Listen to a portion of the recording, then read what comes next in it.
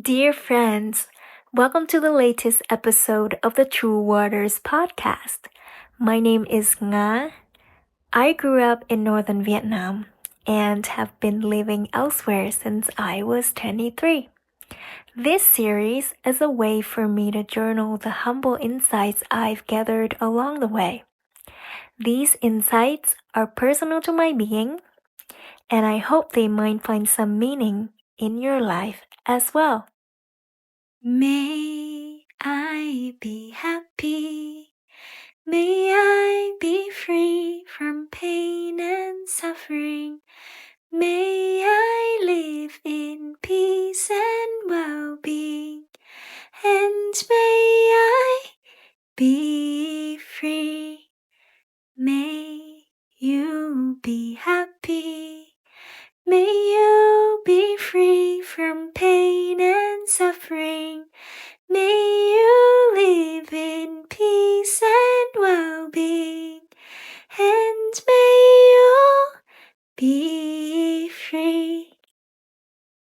Hi everyone. It feels good to finally sit down and share this with you. The past year has been quite a journey for me. I stepped away from work for a while and moved to a coastal village in central Vietnam to focus on healing after a major injury, both physically and mentally. I'm happy to say I've come a long way now. And now that I've regained more strength, I feel ready to ease back into working. During my body and mind recovery, there was a big shift in how I saw almost every aspect of my life. One of them was how I viewed work. Before, I was never obsessed with being successful, but I did let my academic and professional growth define who I was. I'm also used to long for what we often call financial freedom. So much so that a lot of the time I found myself sacrificing my own health and inner peace along the way. Now, I still see work as something meaningful, but not in the same way. It feels more like a means of sustaining a simple life, I would say, rather than something that measures my worth or determines my freedom. That said, I know I need to find my way back into work in some form, and a new challenge for me is exploring opportunities in a different field. I remember just the other day feeling a bit discouraged and even upset after spending some time applying for jobs with very little luck. I know I can always return to my familiar field where I already have some grounding and experience, but still I couldn't help feeling weighed down and navigating through a lot of uncertainty within myself. I remember having a quick lunch that day, with the tension still sitting in me, heavily in every bite.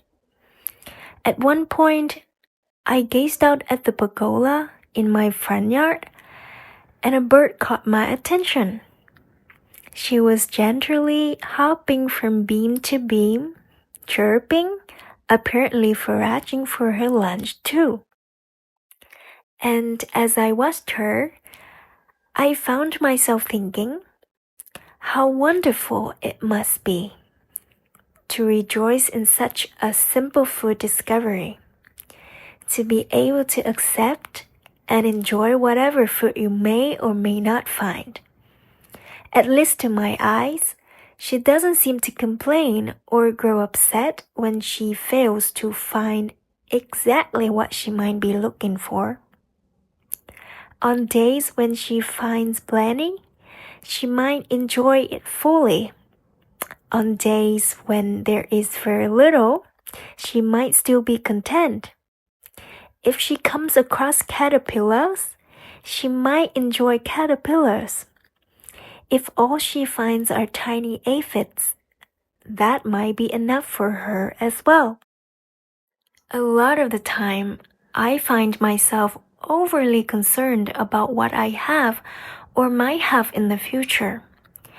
Watching the bird made me wonder, wouldn't it be much lighter if I can just take life as it is and surrender to its natural flow?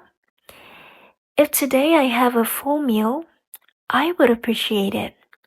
And if tomorrow there is only rice or a few veggies on the table, I can still receive it with the same gratitude. Thinking this way made me feel much less burdened and deeply thankful for the simple lunch in front of me. And somehow, the food ended up tasting 10 times more delicious.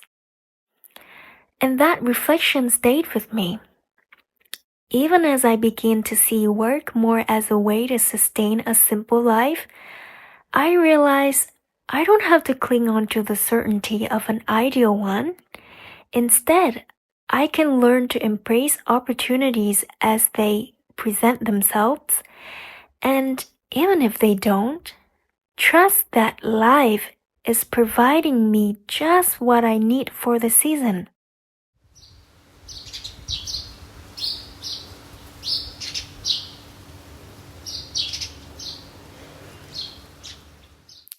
Dear friends, I hope you enjoy the episode. Among all the content out there, thank you for slowing down and listening. That alone already means a lot to me. If you'd like to support this podcast, you can subscribe to the channel, and if you're able, you can buy me a tea through the PayPal link in the description below. Your support in any form is deeply appreciated. I hope you stay well. See you next time.